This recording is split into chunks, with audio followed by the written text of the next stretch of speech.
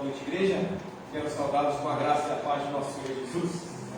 Hoje, como disse o Pedro Juliano, nós chegamos ao fim da série de sermões sobre as 5 solas, encerra-se o mês da Reforma Protestante. Amanhã é o dia.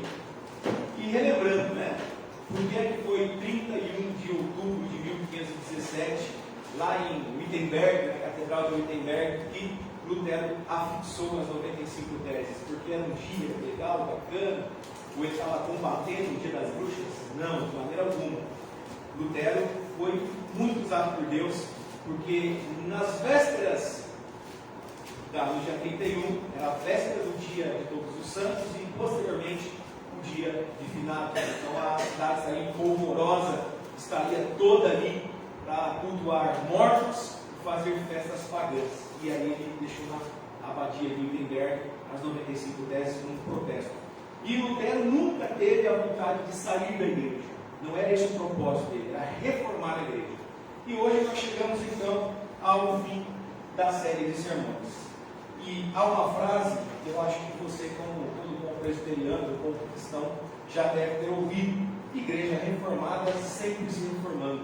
É do pastor teólogo reformado Gilberto Zoe. Ele dizia que dentro dessa lógica ele queria dizer que quem muda a igreja é Jesus, quem anda com a igreja é Jesus, e que ela não deve se adequar a uma sociedade caída pelo pecado. Essa foi a principal argumentação embasada nas Escrituras que Lutero usa para reformar a igreja, tentar trazer a reforma protestante. E que a igreja, também precisa compreender que joio e trigo sempre caminharão juntos. Lobos e cordeiros sempre estarão lado a lado. Mas cada igreja, além desses ataques que ela sofre, declarar que a sã doutrina, a doutrina de Jesus Cristo, é ela quem governa a igreja, é o Senhor da igreja, e ela precisa manter-se fiel à palavra de Deus. De forma alguma a igreja deve se dobrar aos misticismos, as idolatrias do presente século, como diz o apóstolo Paulo. Nós não podemos nos dobrar às vãs sutilezas desse mundo. A igreja reformada é aquela que tem sua base sólida na palavra de Deus, que exorta, que repreende, que ensina, que serve de acordo com as Escrituras e que professa uma vida piedosa, que se parece com Jesus diariamente e, consequentemente, glorifica a Deus o Pai. Pensando no tema então proposto para a nossa reflexão, eu fiz um slide, eu acho que o Cadu esqueceu de projetar para nós, mas está com a referência ali do texto. O tema está ali? Está clarinho. Se puder apagar a luz aí, acho que vai melhorar para a gente aqui. Pensando nesse tema então, eu fiz um slide de casa bacana, mas a minha cabeça hoje esqueceu de fazer. Por isso, nós vamos então meditar tema escolhido: somente a glória de Deus, somente a Deus dê glória, soli deu glória. É o que nós vamos encerrar essa série de sermões. Pensando no tema proposto, eu quero convidar você para que a gente abra a Bíblia lá em João, capítulo 17, versos 1 a 8. Mas é importante ressaltar que nesse aspecto, nesse conglomerado de sermões, e encerrando a série de sermões, eu quero trazer para nós aqui uma evidência. Tem um grande problema diante dos nossos olhos. E às vezes a gente se esquece disso. Porque o mais importante é ressaltar que diante de nós existe um problema decorrente da queda. Mas é mais importante ainda do que isso, evidenciar a graça de um Deus soberano. Um Deus que está governando com excelência a sua igreja. A Deus demos glória. Porque a sua graça em favor de nós foi colocada sobre Jesus Cristo. E aí eu convido você para vir, João, porque nós precisamos voltar ao jardim. A gente precisa às vezes rememorar o jardim do Éden, para que a gente possa lembrar da nossa real condição e então olhar os aspectos da graça de Deus na nossa vida. Independente do medo, independente das circunstâncias, a igreja precisa declarar Jesus como seu Salvador, como Senhor da sua vida. Diz assim a palavra do nosso Deus lá em João, capítulo 17, versos de 1 a 8. Depois de dizer essas coisas, Jesus levantou os olhos ao céu e disse: Pai, é chegada a hora, glorifica o teu Filho, para que o Filho glorifique a ti. Assim como lhe deste autoridade sobre toda a humanidade, a fim de que Ele conceda a vida eterna a todos os que lhe deste. E a vida eterna é esta: conheçam a Ti, o único Deus verdadeiro, e a Jesus Cristo a quem enviaste. Eu te glorifiquei na terra, realizando a obra que me deste para fazer. E agora, ó Pai, glorifica-me contigo mesmo, com a glória que eu tive junto de Ti, antes que houvesse mundo. Manifestei o Teu nome àqueles que me deste do mundo. Eram Teus, Tu os deste a mim, e eles têm guardado a Tua palavra.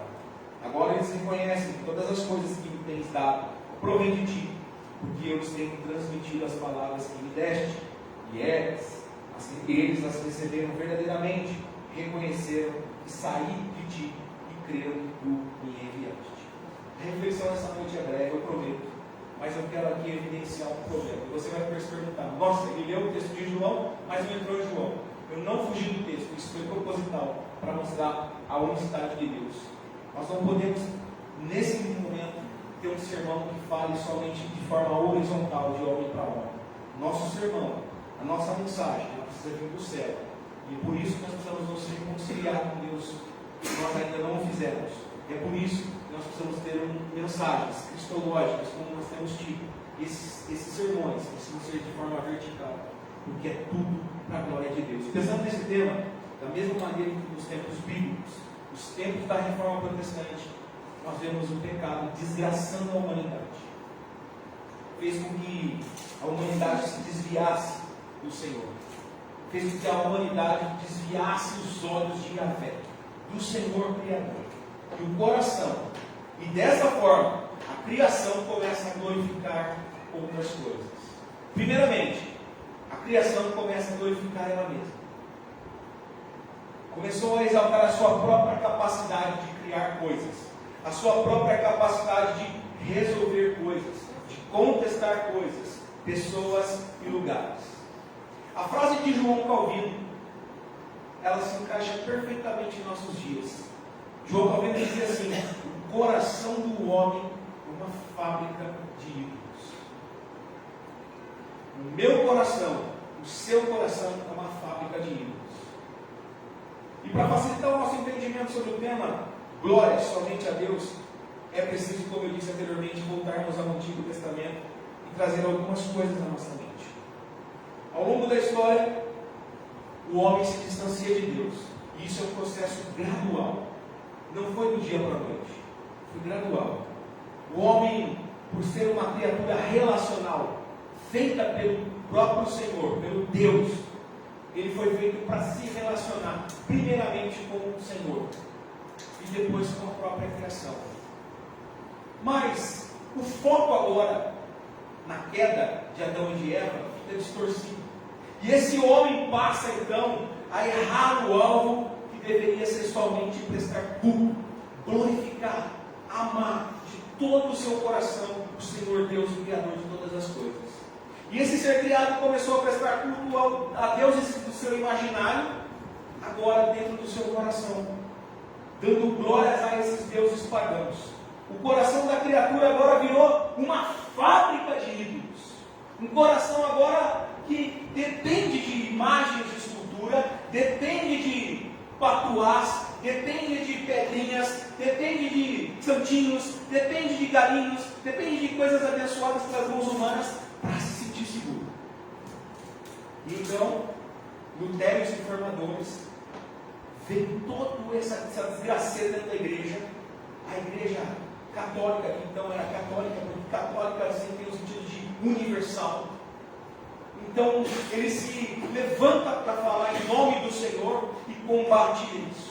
A exemplo disso, nós podemos ver nitidamente nas Escrituras, na Bíblia Sagrada, o culto que os israelitas, o povo do Senhor, o povo de Yahvé, presta a Baal. Porque eles supostamente criam que o Deus da chuva e da fertilidade era Baal.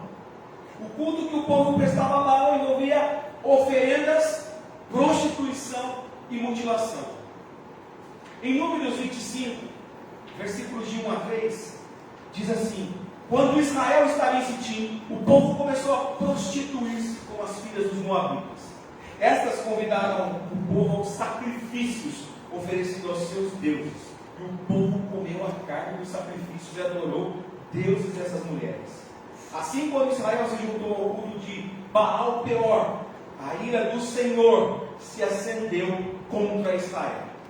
Em 1 livro dos Reis, capítulo 18, verso 28, há uma referência clara à mutilação de membros. E eles clamavam em altas vozes e se cortavam com facas e com lanças, segundo o costume, até ficarem cobertos de sangue. Em Jeremias, o profeta, capítulo 19, verso 5, ele retrata o sacrifício de crianças. Edificaram os altos de Baal para queimarem os seus filhos no fogo e em holocaustos a Baal, que nunca lhes ordenei, nem falei, nem passou pela minha mente, diz o Senhor. Deus havia proibido o culto a Baal e aos outros deuses, mas os israelitas ignoraram e desobedeceram ao Senhor descaradamente. Eles viraram as costas para Deus. Quando o povo de Israel entra em Canaã e se relaciona com os cananitas, esse povo agora começa a influenciar esse povo de Israel a prestar culto a Baal. Há uma contaminação clara, há um sincretismo religioso, e isso acende, queima a ira do Senhor. E Deus não se agrada da atitude do sacrifício dos israelitas. Essa é uma história muito conhecida por nós, mas de tempos em tempos é necessário que a gente relembre qual é a nossa real condição diante de Deus. E em comemoração aos 505 anos da Reforma Protestante, e tratando do tema Soli Deo Glória, somente glória a Deus, ou somente Deus dê glória, se faz necessário a nossa reflexão. E essa situação tão caótica, tão desastrosa, não glorificou o Senhor em nenhum momento. E dentro da narrativa bíblica, temos relação de vários deuses que o povo idolatrou. Quando Moisés sobe lá no Monte Sinai, os irmãos vão se lembrar, para receber a mensagem do Senhor, os 10 mandamentos, o decálogo, a tábua da lei, e ele demora o povo ansioso, com pecado no coração, com vontade de adoração, mas agora com o seu olhar distorcido por conta da queda de Adão e de Eva, eles começam a adorar um bezerro de ouro. Essa história está lá em Êxodo 32 e a repetição da lei mosaica em Deuteronômio capítulo 9.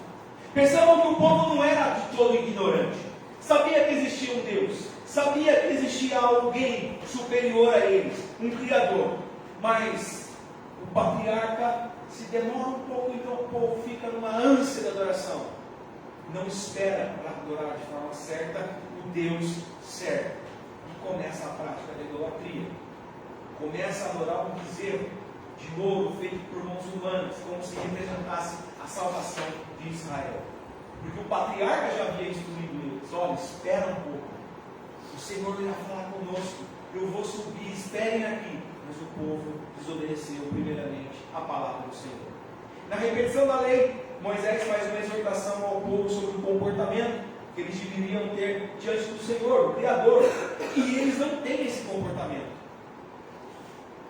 Então Moisés, na repetição da lei, diz para esse povo, e aqui é o ponto central do sermão, atente-se para isso: escuta Israel, ouça Israel, nosso Deus é o único Senhor. Quando Moisés coloca isso diante do povo, isso está relatado no capítulo 6, verso 4 de Deuteronômio. Dentro desse contexto, Moisés deixa claro que só há um Deus, um Senhor a ser adorado, a ser glorificado, a ser servido, independente de qualquer circunstância. Deus, o Senhor Yahvé, o nome impronunciável, o Senhor da criação, que governa com excelência antes da fundação do mundo. Esse Deus é o objeto da nossa adoração. A nossa limitação em compreender quem é o Senhor nos faz arrumar coisas, ou arrumar alternativas, sistematizar o seu ser. E sabe o que é mais curioso? É o próprio Senhor que nos deixa estudá-lo como se fosse um objeto. Nós conhecemos uma pontinha do iceberg de quem Deus é, porque Ele, por sua misericórdia, infinitamente mais do que nós pensamos e podemos compreender, nos deixou que Ele se revelasse. Ele se revela a nós. E aí, nós olhamos para a palavra de Deus e vemos como Deus é magnífico, como Deus é misericordioso, como Deus é bom, e de geração em geração nós estamos aqui. Talvez patinando em outros pecados, talvez com outros ídolos, mas não diferente do povo de Israel. Esse é o problema, o erro do coração. O coração voltado a outros ídolos que não é o Senhor, e que Ele é o verdadeiro Senhor. Por isso, Deuteronômio diz: escute, Israel, o Senhor nosso Deus é o único Senhor.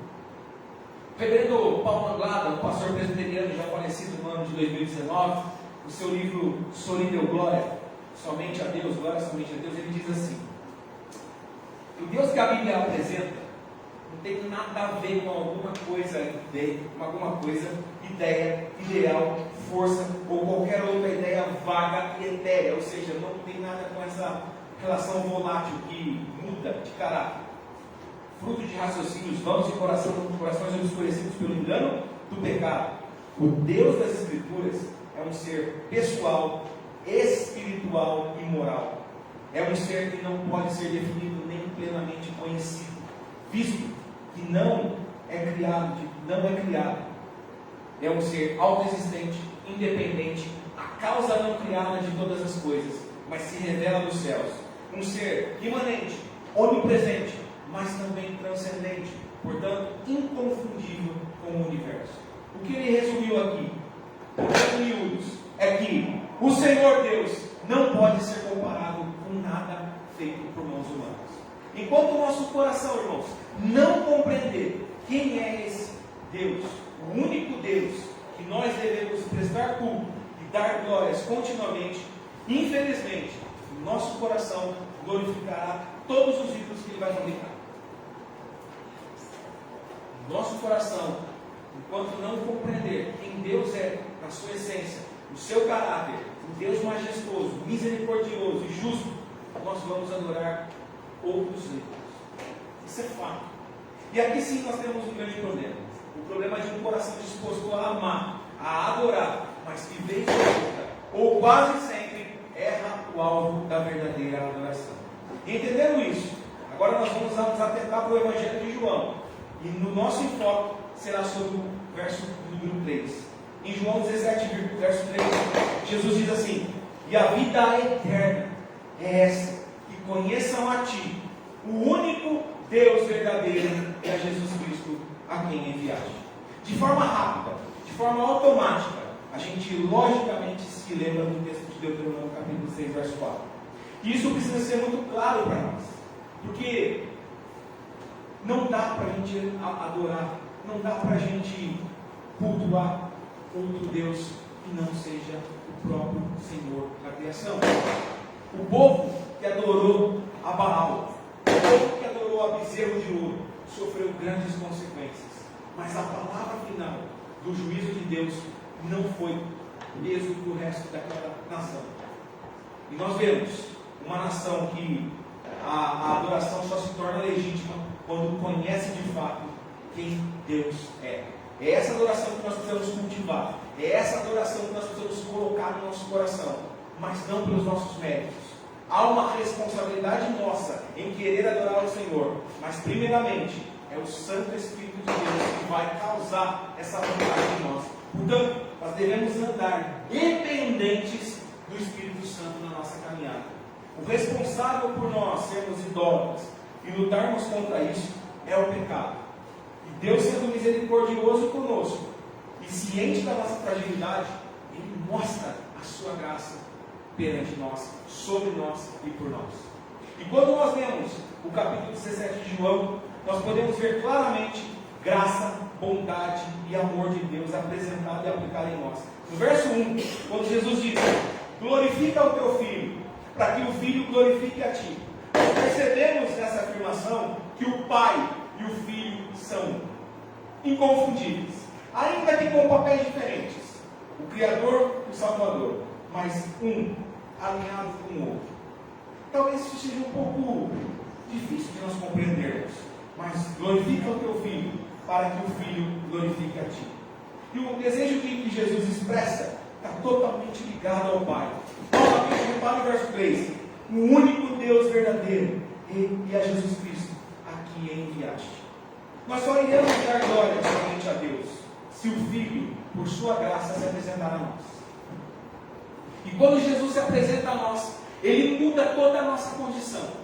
O nosso coração que adora ídolos errados, ídolos tortos, que depende de forças humanas, ou se apoia em coisas do mundo, que são etéreas, como diz o pastor Paulo Andrada, coisas voláteis, que mudam de forma, que mudam de figura e de opinião, nós vamos estar fadados ao fracasso. Mas quando Jesus invade o nosso ser, e Ele transforma a nossa condição, nós agora acertamos o alvo da adoração e rendemos somente glórias a Deus, o Pai. E veja, o Filho é o resplendor da glória do Pai. O autor aos Hebreus, ele, quando escreve isso, escreve com muita propriedade. Ele diz assim, no capítulo 1, verso 3 de Hebreus: o Filho, que é o resplendor da glória de Deus, e a expressão exata do seu ser, sustentando todas as coisas, pela sua poderosa palavra, depois de ter feito a purificação dos pecados, assentou-se à direita da majestade nas alturas. No verso 6, Jesus ainda diz mais ao Pai sobre nós: manifestei o teu nome àqueles a que me deste. Eu falei, Pai, eu mostrei a tua glória a quem o Senhor quis. Aqueles que dão glória somente a Deus são aqueles que o Senhor Jesus em algum momento se apresentou. Eles foram os verdadeiros conhecedores de quem Deus é, através de Jesus, o Cristo de Deus. Na verdade, a nossa resposta como crentes em glorificar o Senhor, de nada depende de nós. Tudo vem do próprio Deus. A vontade, os pensamentos, a força de expressão do nosso coração e querer, desejar caminhar com um Deus que é santo, santo e santo. Ao ponto de nós alegrarmos, queremos glorificar ao Senhor, o único Deus, com toda a nossa vida e força e vontade. E Jesus diz: manifestei o teu nome, aqueles que me deste do mundo, eram teus, tu os me deste a mim, e eles têm guardado, Pai, a tua palavra. E no verso 8, isso fica muito mais claro para nós, porque o Senhor Jesus disse ao Pai, que por causa dele ter falado, do próprio Jesus ter falado ao nosso coração, as palavras que o Pai ordenou, nós fomos recebidos, nós recebemos essa palavra, meus irmãos, que é verdadeira, e nós agora estamos mudados da nossa condição de errar o alvo da adoração. E Jesus diz que ele saiu do Pai e começamos a crer que o Pai tinha enviado o próprio Deus. E ele diz assim: porque eu lhes tenho transmitido as palavras que me deste, e eles a receberam verdadeiramente, reconheceram que saí de ti e creram que tu, Pai, me enviaste. De novo, meus irmãos, é pelo agir de Deus, através de Jesus em nossa vida, que nós mudamos a nossa forma de pensar, que nós mudamos o nosso coração e compreendemos quem Deus é. A graça de Deus em nossa vida é manifestada a todo momento naquilo que Jesus faz por todo o momento, por toda a história. Lá no movimento da reforma, foi o Senhor quem alcançou os corações, não tão diferente de nós hoje. O mesmo Deus que alcançou o seu coração, alcançou o meu coração, alcançou o coração de Lutero, de Calvino, dos precursores e de todos aqueles homens que se renderam ao Deus eterno, vivo e majestoso. Não houve nada de diferente, porque na história, o único que não mudou foi o Senhor. Nós precisamos de mudança, Deus não. O caráter de Deus não tem necessidade de mudança. Em Deus não há variação e nem sombra de mudança, as Escrituras nos afirmam. Não fomos escolhidos pelo Pai para encontrados em Cristo, o Filho, transformados pelo Espírito Santo, sem uma finalidade específica. Não foi para isso que Deus nos salvou. Nós somos chamados por uma missão aqui na terra. Quando Deus ele nos encontrou longe dele, inimigos da sua palavra, insatisfeito com ele, guerreando contra as coisas do céu, através dos méritos de Jesus na cruz, e convencidos pelo Espírito Santo, que passou a habitar no nosso coração. Veja que todos na história, todos na mesma narrativa bíblica, que se encontram com Cristo, ou melhor, que Cristo encontrou-se com eles, jamais permaneceram da mesma forma com que entraram.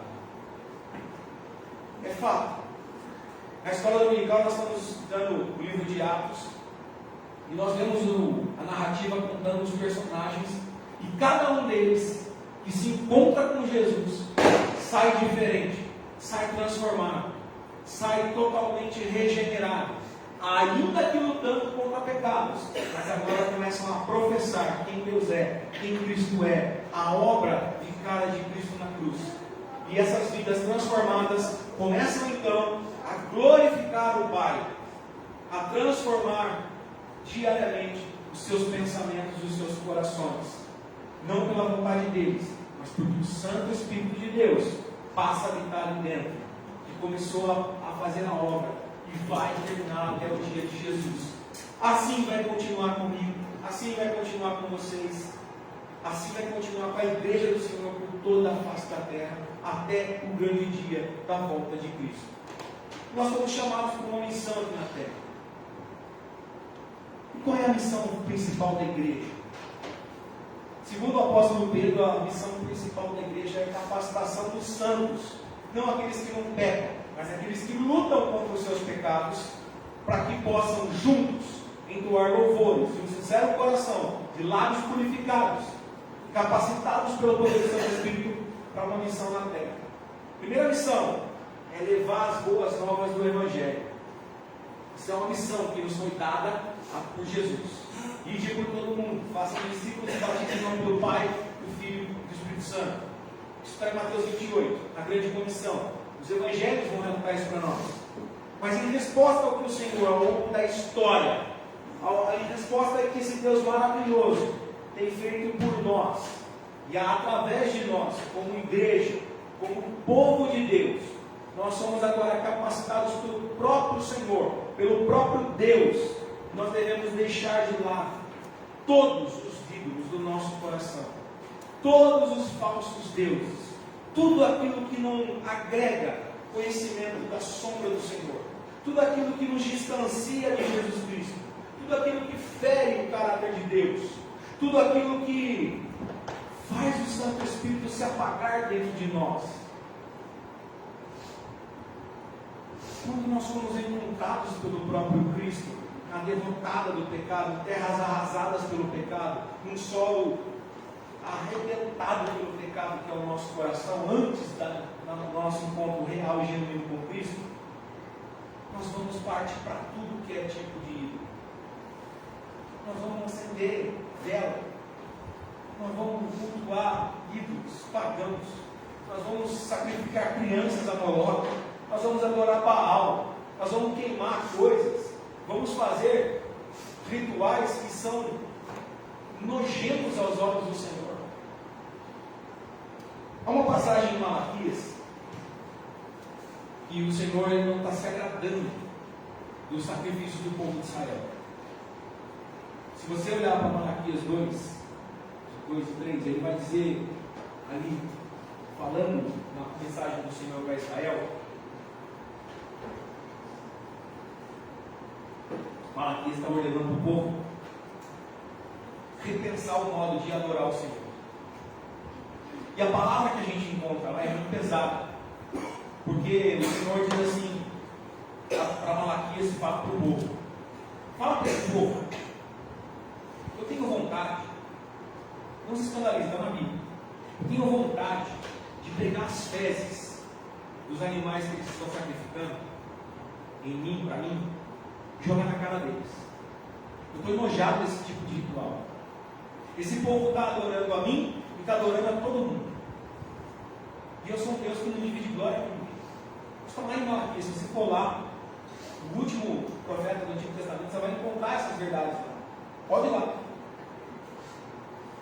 O Senhor diz: eu tenho vontade, a minha vontade é pegar as fezes dos animais e esfregar na cara do povo, porque eu estou enojado disso, eu não aguento. Eles não me agradam. São corações vazios, são bocas que falam de tudo que tem de mentira. Um povo de ritual, um povo que não agrega nada, um povo que não me adora em espírito de verdade. É um povo que diz que me glorifica, mas a minha glória não está sendo manifestada na boca desse povo, porque o coração desse povo está longe de mim. Isso é pesado para nós. E como igreja, isso precisa incomodar a nossa vida. Isso precisa nos levar a uma reflexão de como é que tem sido a nossa caminhada com Jesus. Ou como não tem sido a nossa caminhada com Cristo. Vou falar hoje na sala dos adolescentes sobre a vida da igreja. Vir à igreja é muito bom, faz parte da nossa caminhada. Nós somos chamados para a comunhão. A igreja é um corpo, e cada um de nós somos membros, fazemos falta. Ou deveríamos fazer falta. Mas isso não é louvor a Deus. Cantar ao Senhor louvores é Deus. Nós gostamos disso. Mexe com os nossos sentimentos. Mas isso, de fato, não é louvor a Deus. Repensa isso. A gente fala, solidão, glória, somos reformados, igreja reformada, estamos reformando. Será? Quando eu falo isso para a igreja, eu falo isso para o meu coração. Porque às vezes a gente se pega lendo a Bíblia de forma mecânica, buscando a Bíblia como uma caixinha de promessa. Ah, hoje eu preciso de uma resposta santa para a minha vida, porque hoje eu tenho um bate-pronto. Senhor, vem, Hosana, Pai. Maranata, volta, Pai, fala comigo. Eu pego a lâmpada mágica, a Bíblia, escrevo, eu vejo se Jesus, o Aladim, sai lá de dentro para resolver a minha vida. Nós queremos um Deus fast food. Um Deus rápido. Um Deus que é miojo. Não é miojo, 3 minutos está prontinho, você vai lá, salga, tempera, e a nossa vida é simples do bem. Ele matou minha fome em 5 minutos, estou com fome de novo. E eu estou questionando Deus, por que Deus, para que Deus, onde está o Senhor? Nossa caminhada com Deus, eu não sei a sua, mas a minha, por vezes ela é muito falha. Isso é uma fraqueza nossa. A gente vem domingo a domingo, dando glórias a Deus. A gente veste a nossa capa da santidade no domingo. Domingo não pode algumas coisas. Domingo eu tenho que evitar uns rituais. Isso não agrega, isso não agrada. Mas o problema é que de domingo à noite, quando eu saio da igreja, até domingo, na hora de ir para o culto, a glória de Deus está no chão. Porque o meu coração totalmente fora da palavra do Senhor. Isso é pesado. É pesado mesmo, porque o Evangelho que retrata quem nós somos, a miséria que há no nosso coração. E não é para ser gostoso. O Evangelho não é para ser doce. Para mostrar como o Senhor deve ser adorado. E quem somos nós longe de Deus. O Evangelho não mostra para nós prosperidade em nenhum lugar. De Gênesis a Apocalipse. Mostra somente o que o homem fez de mal. E o que o Senhor fez de bem. Do bem do Senhor. As misericórdias se renovam. O Senhor pune, o Senhor castiga, o Senhor ensina, o Senhor restaura toda a nação. O Senhor adota filhos, gentios nossos, nos ama como povo, raça eleita, sacerdócio real, povo, exclusividade dele. A igreja de Pedro vai falar isso. O apóstolo Pedro vai falar isso para a gente. Mas a resposta que nós precisamos dar ao longo da história, como é que tem sido essa resposta? Deus eu devo glória, somente Deus, eu glorifico Deus. No meu casamento, como é que Deus tem sido glorificado? Na igreja, como Deus tem sido glorificado? No tratar com os meus funcionários, como Deus tem sido glorificado? Na comunidade, na rua que eu moro, como Deus tem sido glorificado?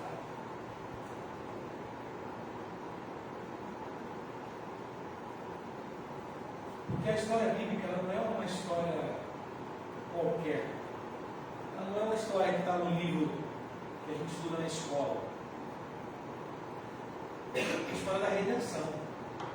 É a história que conta que o Senhor, que nós demos glória, é aquele que nos salvou do pecado, da perdição do pecado. Foi o Senhor que se encarnou na pessoa de Jesus, mandou Jesus para nós, para morrer em nosso lugar. Porque nenhum de nós era capaz de morrer na cruz por ninguém. E é por isso que nós temos que prestar glórias a Deus. Eu sempre te informar se você tem buscado no Senhor prosperidade financeira, prosperidade material. Se for da vontade do Senhor, irmão, ele vai. Mas o suor do teu trabalho você me cumpre. E a glória de Deus vai ser manifestada ali.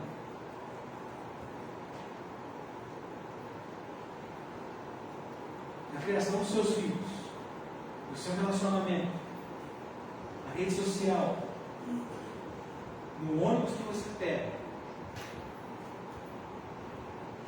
a glória de Deus vai ser manifesta. E não é só com os nossos lábios. Porque sabe qual é a grande questão? Porque se nós fazermos todas essas coisas de forma individual e mecânica, nós vamos olhar para Malaquias e vamos ser esse povo que Malaquias está condenando lá, que o Senhor condena lá.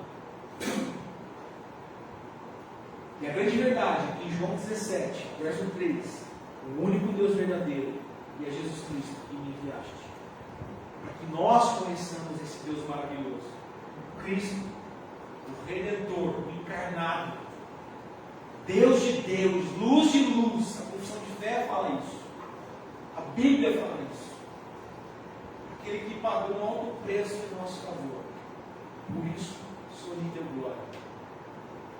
O Catecismo Maior de Westminster, um dos documentos confessionais da fé reformada, responde a sua própria pergunta. E aqui está chato para a gente compreender melhor. Ele nos diz que o fim principal, o supremo do homem, é glorificar a Deus e gozá-lo para sempre.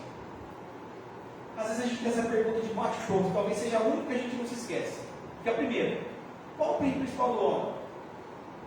É glorificar a Deus e gozá-lo para sempre. Tá. O que quer dizer isso? Glorificar a Deus com a minha vida, o culto lógico, o culto racional, aquilo que eu falo, que eu penso, que eu vejo, que eu ouço. Esse é o culto lógico, porque ele precisa fazer sentido com aquilo que eu professo. Hoje pela manhã, novamente, eu falava com os adolescentes que a carta de Tiago é uma carta de comunicação. E Tiago fala assim para os crentes da dispersão, ele fala assim: olha, vivam como aqueles que falam e vivam conforme aqueles que serão julgados pela lei da liberdade. Tiago 2:2. Então a nossa vida precisa demonstrar que aquilo que nós falamos é real, faz sentido. Porque senão nós vamos ser crente comungueiro, crente ritual, crente que vive dia após dia reclamando de um coração murmurador. E aonde é que está a glória de Deus? A gente está vendo a graça aqui, ó, manifestada. Deus está falando, Deus está agindo, Deus está mostrando a sua palavra. Que Ele enviou Jesus em nosso favor. O apóstolo Paulo, falando aos Romanos, quero já caminhar para o final, ele diz que porque dele, por meio dele, para ele são todas as coisas, a ele seja a glória para sempre. Amém. Romanos capítulo 11, verso 36. Aos Coríntios, o mesmo apóstolo diz assim: portanto, se vocês comem, ou bebem, ou fazem qualquer outra coisa, façam tudo para a glória de Deus. 1 Coríntios 10, 31. Nós lemos até aqui na liturgia esse texto. Quer comer mais, quer beber mais, quer fazer qualquer outra coisa, façam para a glória de Deus, e é somente a Deus a glória. Meus irmãos, que em tudo nós possamos glorificar somente Deus, dar glória somente a Deus. Este é um dos pontos da reforma protestante de 1517. Ela confrontou lá, naquele momento, usando a base bíblica para isso. Homens, iluminados pelo Santo Espírito, tiveram a total compreensão do que a igreja estava fazendo fora da palavra. Pois havia muitos ensinos deturpados e compreensões equivocadas sobre a soberania de Deus e a obra de Jesus Cristo. Vendo o terreno no céu, paga-se para ser salvo, o povo sendo oprimido. Como diz o autor de Eclesiastes, nada novo debaixo do sol, tudo parece uma mera coincidência. Nós somos a geração posterior a eles. O sangue, Adão e Eva, está na nossa veia. E enquanto crentes em Cristo Jesus, professos, nós vamos lutar contra isso na vida toda. O apóstolo Paulo diz que a nossa luta não é contra a carne e o sangue, mas contra os principados e potestades. a força superior do mal que age contra a igreja, mas ela não vai prevalecer, porque as portas do inferno jamais prevaleceram contra a igreja. Aí você pode falar, somente Deus de glória. Eu glorifico Deus por isso. Pois somente Jesus, irmãos, pode aplicar em nós todas essas verdades ditas nessa noite. Todas as verdades de Deus só serão colocadas no nosso coração. E somente nós vamos conseguir compreender, fazer a missão que nos cabe, que é levar as boas novas do Evangelho da salvação ao nosso próximo e glorificar o Senhor, somente o Senhor Deus, com a nossa vida e a nossa verdadeira adoração. Se nós compreendermos de fato quem Deus é. E para a gente entender quem Deus é, nós precisamos do Espírito Santo no nosso coração. Isso é o primordial, é a primeira coisa. Nós precisamos ler a Bíblia. Nós precisamos ter uma vida de santidade, de oração, renunciar a pecados. Porque só assim nós podemos dizer glórias somente ao Senhor. Glórias somente a Deus. Soli deu glória. Que Deus nos abençoe. Que essas verdades possam mudar o seu coração, impactar você. Que essas verdades possam fazer sentido na sua vida. Porque existe um problema diante de nós chamado pecado. Existe uma graça diante de nós que se chama Jesus. Existe uma missão que nos foi dada, que é viver esse Evangelho, que é multiplicar esse Evangelho, falar das bênçãos do Senhor Jesus, o que Ele fez na minha vida e na sua vida, a todo mundo. Que Deus te abençoe.